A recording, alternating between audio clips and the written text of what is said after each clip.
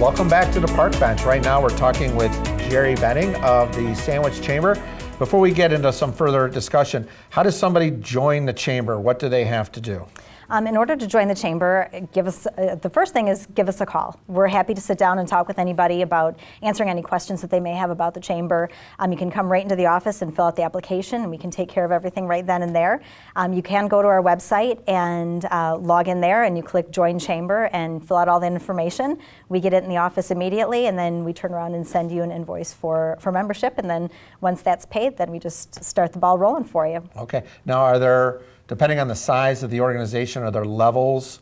So is somebody that has, well, one of the things you talked about in an email today, a two-man lawn crew, are they paying the same amount as an organization with 100 employees? There are some chambers that do work that way. Our chamber, if you're a home-based business, it's $100 annually. If you're a storefront, it's $175. And so there's different levels in that realm. Okay. So let's say I'm a new business coming in. What would be an interest of mine? Let's say I'm opening up a comic book store. Okay. Why should I join the chamber? What benefit do I get out of that? Immediately we start advertising you. So immediately we get your name out there that you've joined the chamber. We put out links on Facebook to encourage people to come to your page to see what you're all about and see who you are.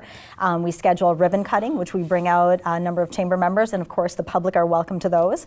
And it just gets people in your door immediately. So right off the bat, we're doing what we can to market you and to bring out people to your business. So the ribbon cutting, that's also like helping with an open house or something like that? Exactly. Okay, do you have an example of a business that maybe was on the fence of joining the chamber, did so, and it just opened doors for them?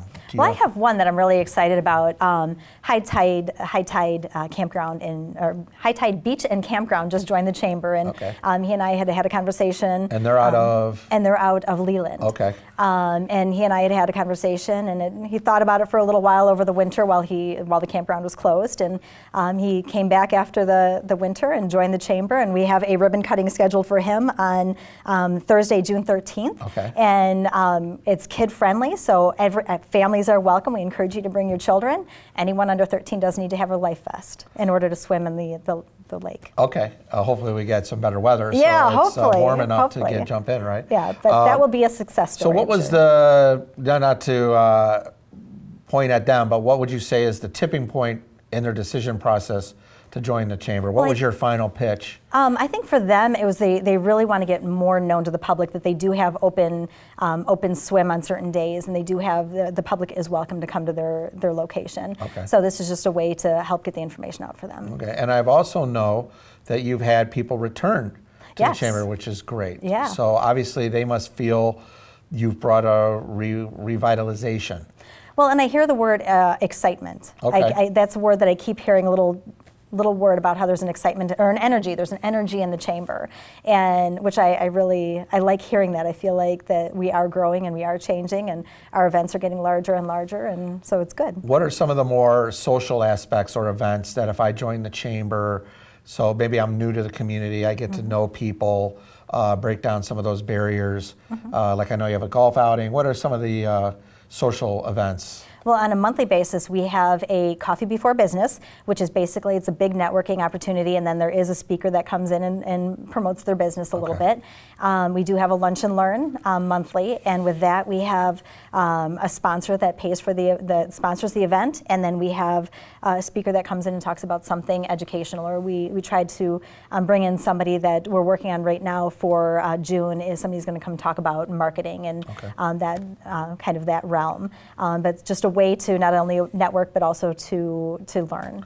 Now, tough question, can non-members participate in those events? Yes, and we encourage people to come, because if you don't understand what the chamber's about, you can come to those events and see what a Lunch and Learn is, and maybe you can see how it works and how that networking really is beneficial. So it's a trial. Yeah, exactly. Try it, yeah. you might like Try it type of thing. Yeah. Great, okay, well we're gonna hold on there. We're gonna talk about a few events coming up here in a second. Hold on, we'll be right back with all of you. Stay tuned.